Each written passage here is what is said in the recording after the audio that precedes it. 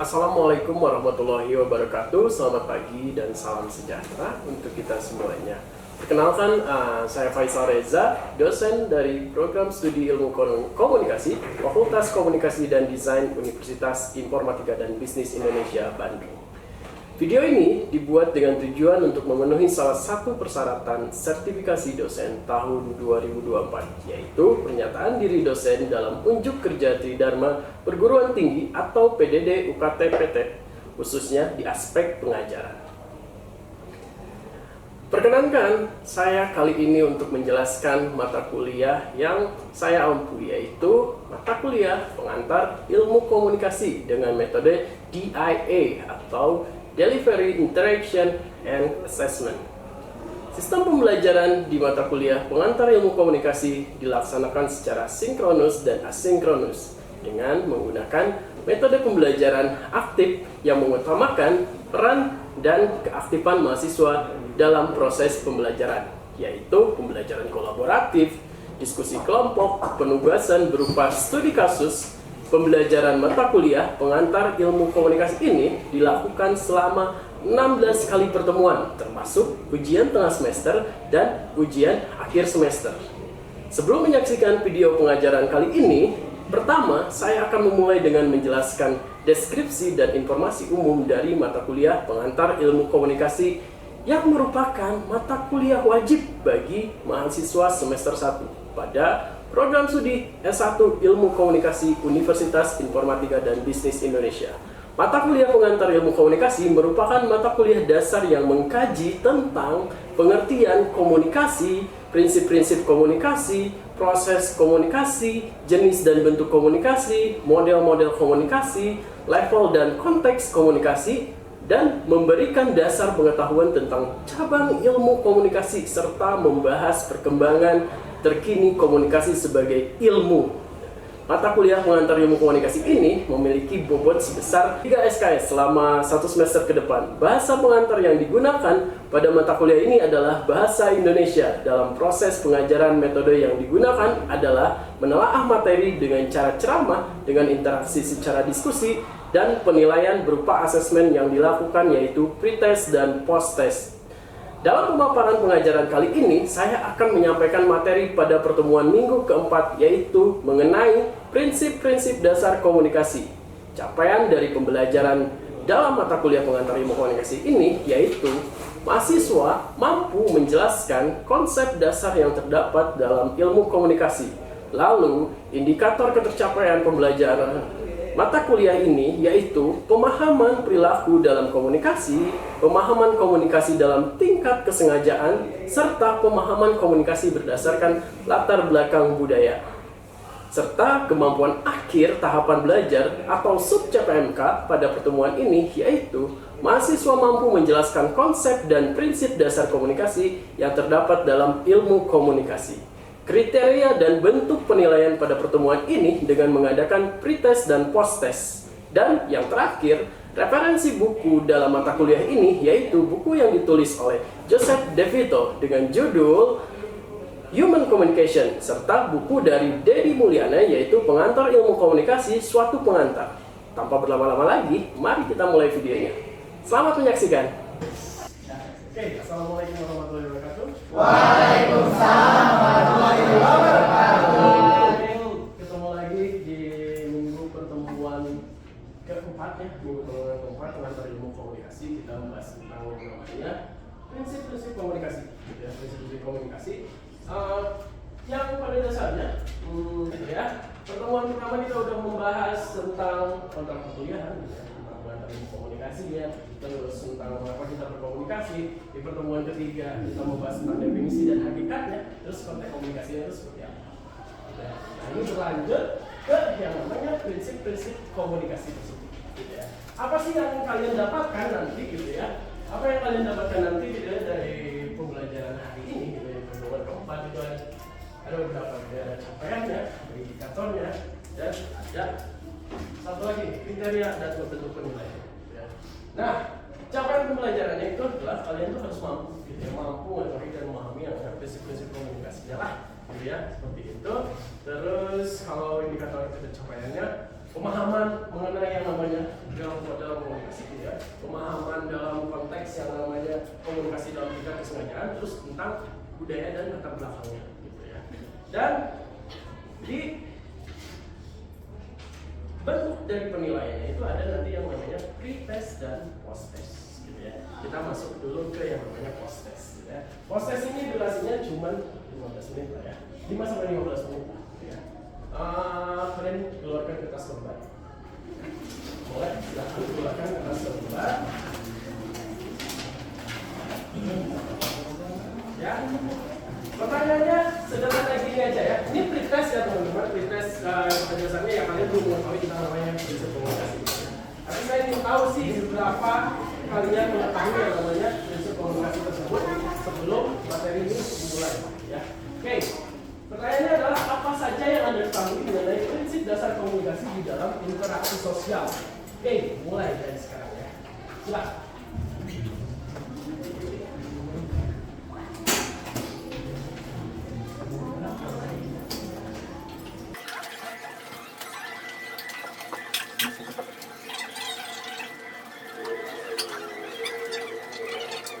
Kalau sudah, tolong dikumpulkan. Jangan dari belakang, tolong langsung kumpulkan. Ya, kumpulkan aja langsung. Ya, kumpulin aja.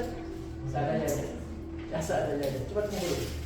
Langsung ke depan, langsung ke depan. Langsung pindahin ke depan. Oke, terima kasih. Gitu ya. Oke, kita masuk ke materi selanjutnya. Kalau dilihat dari materinya adalah prinsip komunikasi. Sebenarnya itu prinsip komunikasi ini adalah turunan penjabaran dari yang namanya definisinya, ya, hakikat dari komunikasi sama konteks dari komunikasi. Ya. Yang pada dasarnya ini sehari-hari yang ada di interaksi sosial kita. Gitu ya. Apa aja yang ada? Gitu ya. Yang pertama itu adalah oke, ya. Prinsip yang pertama itu adalah komunikasi ini adalah proses simbol, gitu ya. Gak mungkin kebutuhan manusia dalam berinteraksi itu yang paling utama itu adalah simbol atau lambang, gitu ya. Contohnya apa sih? Contohnya misalnya yang lampu merah ini, gitu ya. Itu tandanya apa sih? Kalau di lalu lintas, berhenti. Lampu hijau, lampu kuning, klakson. Gas. Biasanya kan gitu ya. Gitu ya, udah lampu kuning nih, mau ke merah ya digas. Gitu ya. Ini lambang gitu ya. Karena kita kalau tidak ada lambang gitu ya, ini komunikasi kita bakal luas gitu. Bayangkan. Ya, di lampu lalu lintas gitu ya, dijelaskan dengan deskripsi gitu ya.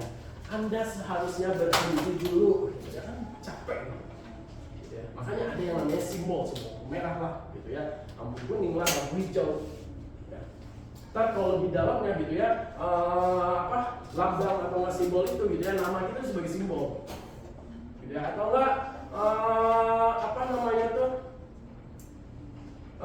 Bapak pembangunan kita siapa? Hah? Bapak pembangunan? Bapak pembangunan. Hah? Soeharto. Ya, kalau pendidikan?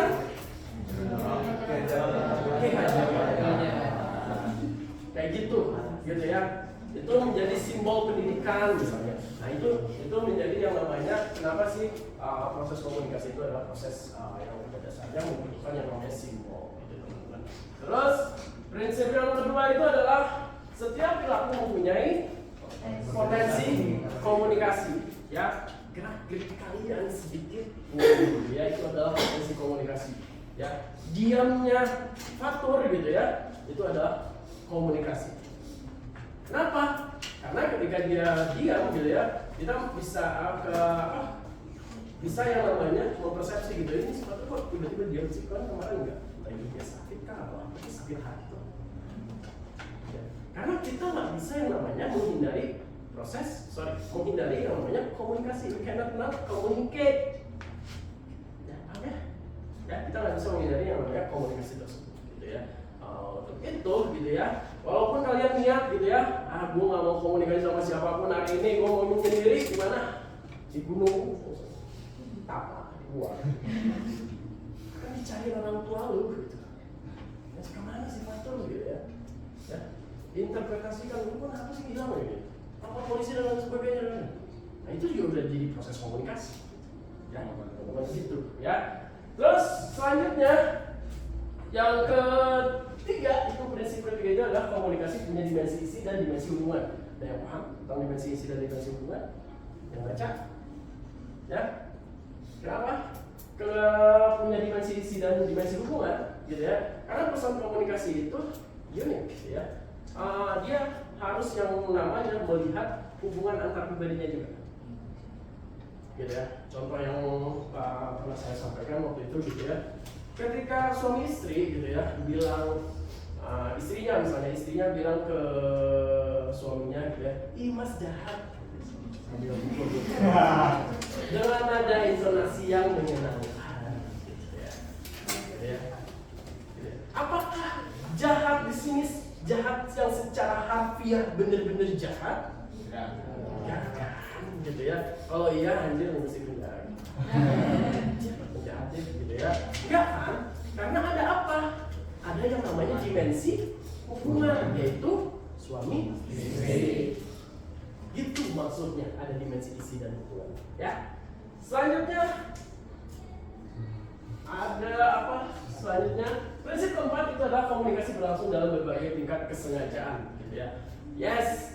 Dari yang memang pada dasarnya kalian gak disengaja ketemu saya di lorong unik di sana gitu ya, terus kalian sapa saya, gitu ya, nggak sengaja gitu, nyapa tegang tiba-tiba ada papasan gitu ya. Sampai yang namanya ketika kita disuruh pidato di depan publik yang banyak gitu ya, terus kalian yang namanya latihan dulu di cermin dengan skrip transkrip yang harus dibicarakan itu gitu ya. Jadi proses komunikasi ini berlangsung dalam tingkat-tingkat yang pada dasarnya kesengajaan gitu ya. Walaupun yes kita papasan di sini nggak sengaja nih, itu tingkat yang paling bawah sampai ke tingkat yang paling tinggi disengaja gitu. Ada pertanyaan sampai sini? Pusing? Ya. Pusing. Ya, terus komunikasi terjadi dalam konteks ruang dan waktu. Saya paham nggak sih? Kalau pernyataannya sih pesan dari komunikator baik secara verbal itu terjadi dalam konteks ruang dan waktu. Saya paham? Tegar? Masih ingat? Mungkin misalnya Pak, konteks komunikasi terjadi dalam konteks ruang dan waktu itu kita melihat situasi dan kondisi di mana kita mengobrol misalnya seperti itu Pak. Ya, ngobrolnya dengan siapa, di jam berapa, di mana. Saya sama saya ngobrolnya di warung kopi, udah gitu. Lu gua, ruang aing, udah mana? Kalau ngobrolnya di tempat ruang dosen, gitu ya, maksudnya setegar juga. Tegar sini, gitu. Saya enggak juga. Udah, gitu ya, ya. Atau enggak, misalnya gini, gitu ya. Tegar jemput Cantika, misalnya Cantika, bener ya?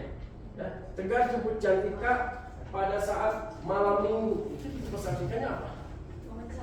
Mau kencan. Coba pada hari Selasa. Kampus. Ya, itu ada konteks ruang dan waktunya. Gitu ya. Tiba-tiba Tegar ke rumahnya Cantika nih, malam minggu nih, rumahnya Cantika gitu ya. Dia jemput ke Cantika gitu. Terus malam minggu, dia cek tetangganya apa gitu. Kata tetangganya apa? Ya. Pasti, oh iya mah pacaran. Oh iya mah calon suaminya. Ya, ada konteks ruang dan waktunya, gitu ya. Terus prinsip yang keenam itu adalah komunikasi ini melibatkan prediksi peserta komunikasi. Yes, pada dasarnya, gitu ya, tata krama yang disesuaikan dengan lawan bicara kita. Kita udah harus paham teman-teman, harus ngejawab apa sih? Kita harus bisa prediksi. Ini ya, ketika kita dikasih sesuatu tuh harus jawabnya apa sih? Prediksi. Terima kasih gitu ya. Ya, bukan pas jawab sesuatu cabut aja. Kita namanya di mana gitu. Itu harus kita bisa prediksi. Ya. Oh, orang ini mau nolong nih. Kita harusnya berkata apa ya? Oh, boleh, silakan, makasih. Kan gitu ya. Kita harus bisa prediksi. Kalau kita bisa prediksi yang namanya proses komunikasi, yes, kita yang namanya insecure, zaman sekarang mah anxiety. Tiba-tiba bangun, kalian bangun, wah, ada apa nih? Gue nggak tahu apa, gitu ya. Ngapain dulu nih, gitu ya? Ya kan ya.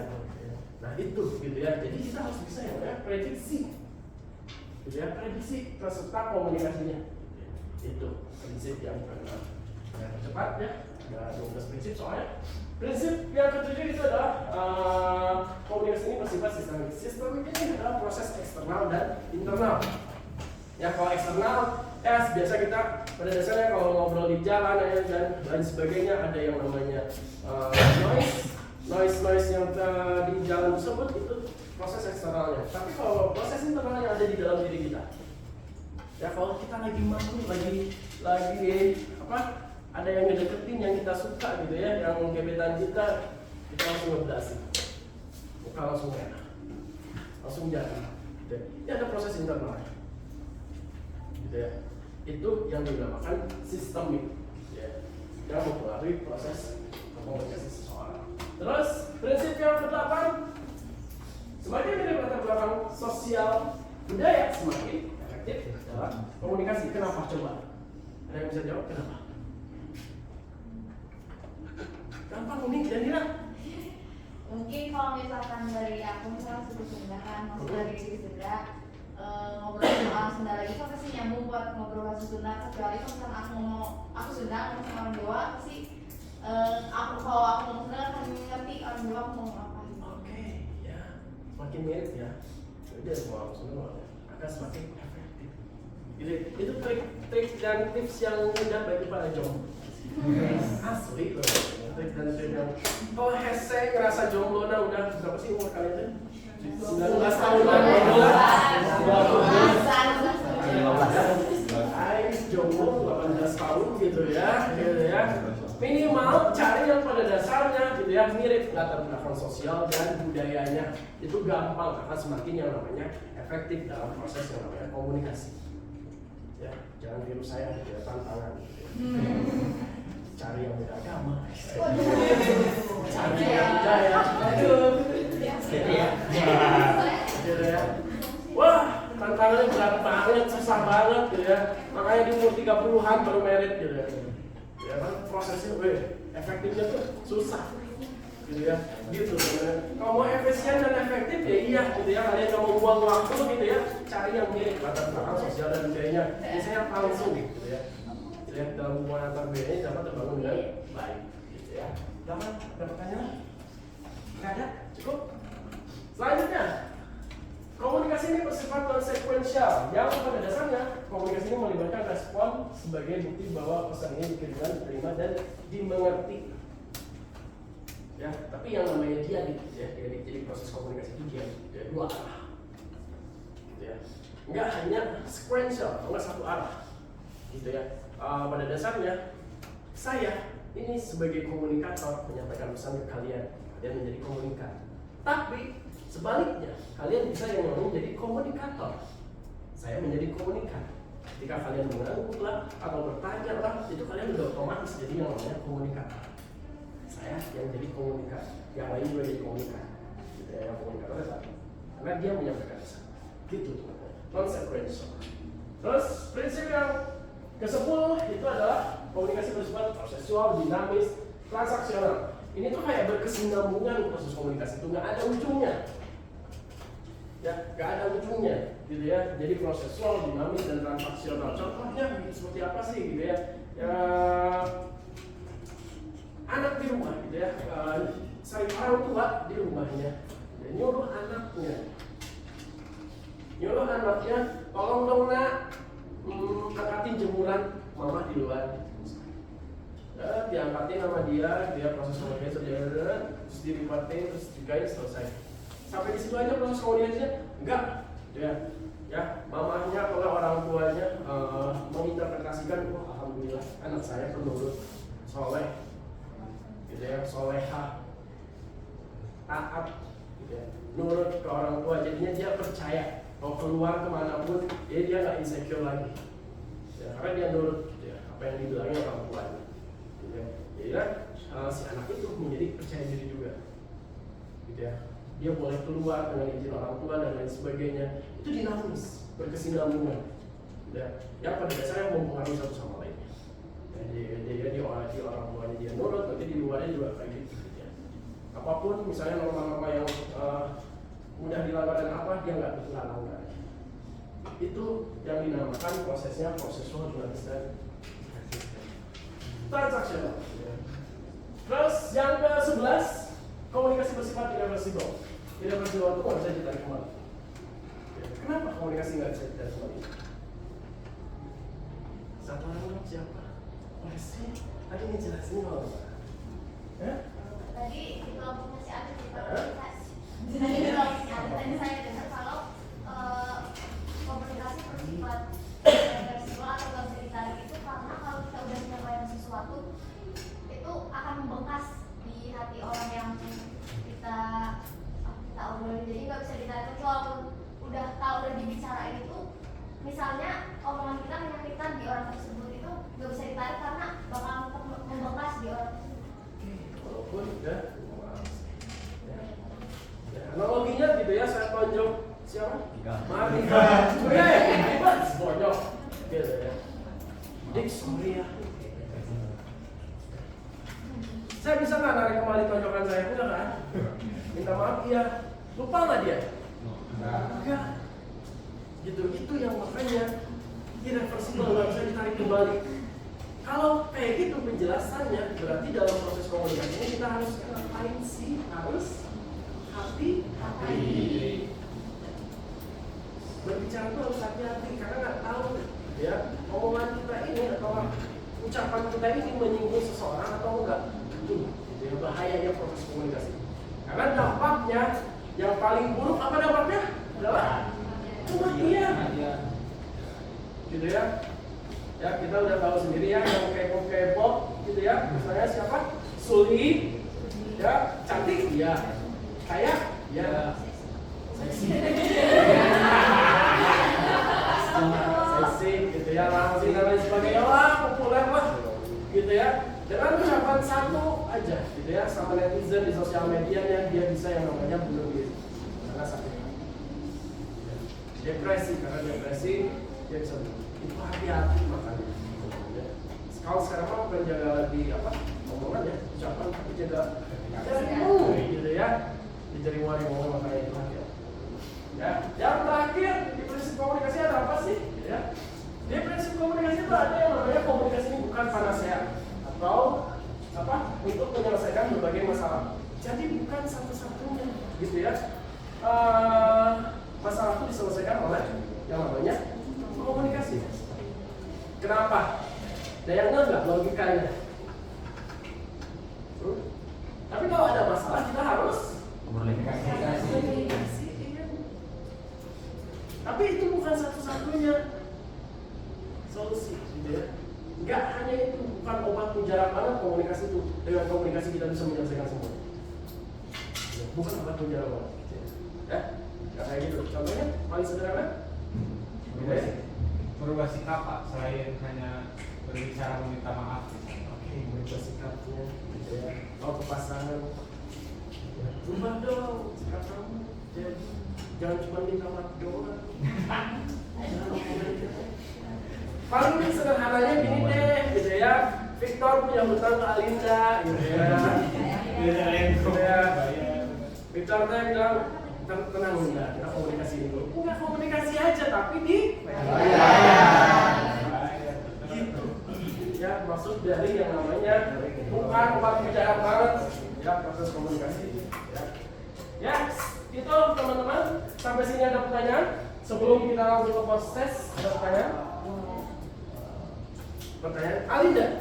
Oke, gini, dari irreversible ya. Kadang tuh kita berkomunikasi tuh kan komunikasi sudah dapat perubahan, tapi terkadang ada di mana kita berkomunikasi sebenarnya nggak ada niat lain gitu loh, niat untuk menyakiti seseorang. Kadang juga kata-kata itu hadir dengan refleksnya gitu. Terus solusi apa nih Pak yang bisa meminimalisir refleks yang bisa meminimalisir kereflekan itu gitu ya. Gini teman-teman ya, dalam hubungan antar pribadi kita bisa kategorikan gitu ya.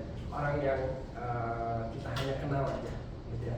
Yes, kalian sekumpulan orang yang tidak kenal maksudnya ya.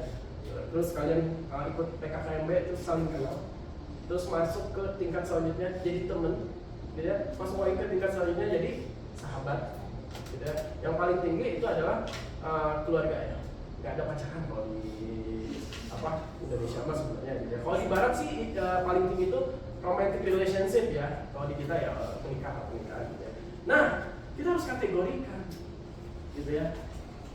Siapa sih sahabat kita, siapa sih teman kita gitu ya. Oke lah, Alinda punya sahabatnya Cantika, pada dasarnya wah udahlah gitu ya, saling hina-hinain nggak ini gitu ya, saling cepet-cepet nggak ini. Tapi kan Alinda nggak temenan sama Forestry, ya maksudnya nggak dekat sama Forestry, ini hanya teman aja, kenal aja.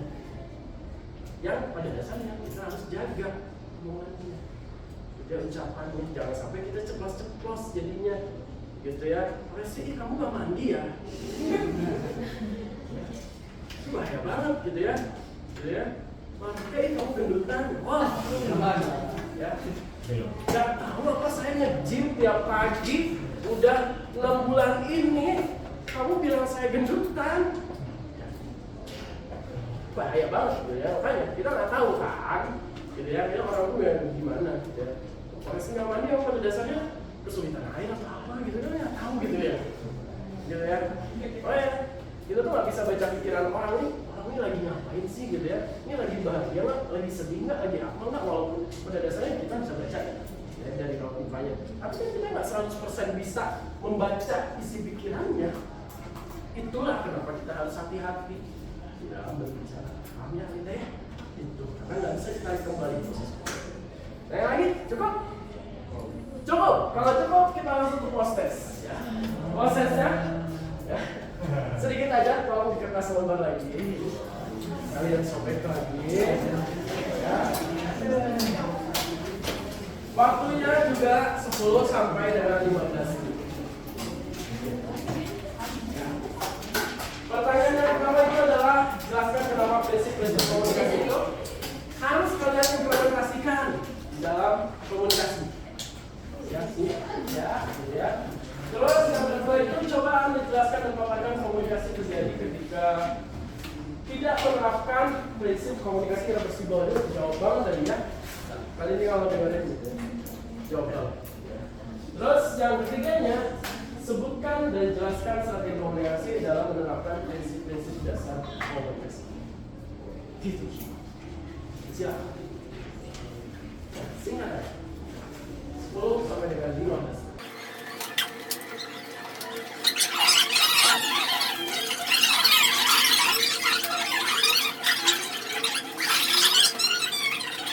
Jadi kalian bisa yang namanya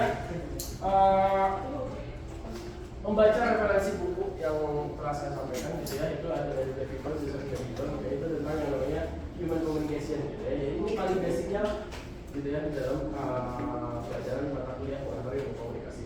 Terus ada tambahannya sih sebenarnya dari yang namanya Prof. Dedi Mulyana ya, tentang pengantar ilmu komunikasi suatu pengantar. Itu kayak yang buku wajibnya orang komunikasi gitu ya, di Indonesia gitu ya. Di belakang itu kayak kesini gitu ya, di bawahnya gitu ya, ini gitu ya. Silakan kalian bisa cari gitu ya. Ada pertanyaan lagi sampai sini? Cukup? Ya? Oke, baik. Kalau tidak ada pertanyaan lagi, terima kasih teman-teman. Mudah-mudahan ketemu lagi minggu depan dengan saya. Mudah-mudahan dalam keadaan sehat selalu seperti ini.